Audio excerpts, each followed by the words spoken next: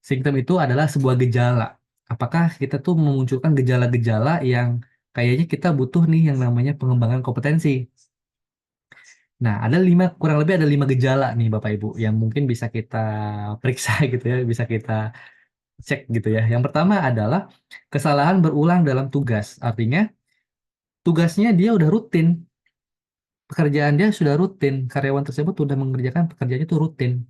Pertanyaannya adalah, apakah pekerjaan rutin itu idealnya gitu ya? Idealnya harus udah semakin lama semakin bagus atau enggak gitu?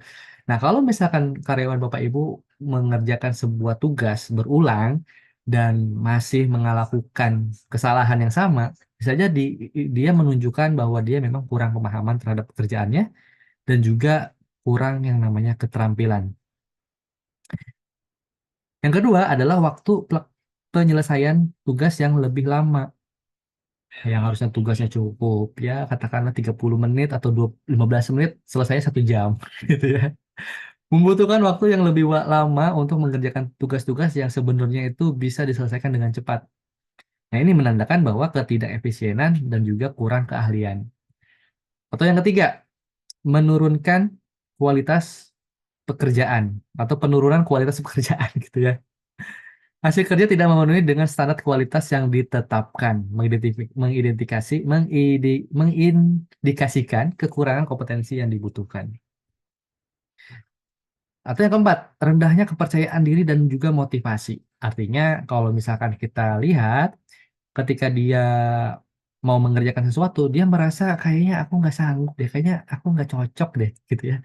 Merasa kurang cocok nih bekerja pekerjaan tersebut gitu ya, karena dia nggak pede dengan keahliannya. Bisa jadi itu menunjukkan bahwa dia memang belum cukup nih keterampilannya atau belum cukup kompetensinya. Dan yang terakhir, tingkat stres dong pasti yang meningkat. Dia tiap hari stres gitu ya, tiap kali kerjain tugas tuh stres gitu ya, merasa nggak pede gitu ya. Karena dia nggak pede, akhirnya stres gitu. Nggak pede untuk ngerjain, akhirnya dia stres gitu. Nah itu akhirnya tingkat stresnya juga meningkat. Nah pertanyaannya adalah dari dari simptom ini, menurut Bapak Ibu mana yang saat ini masih muncul gitu? Itu jadi pertanyaan kan.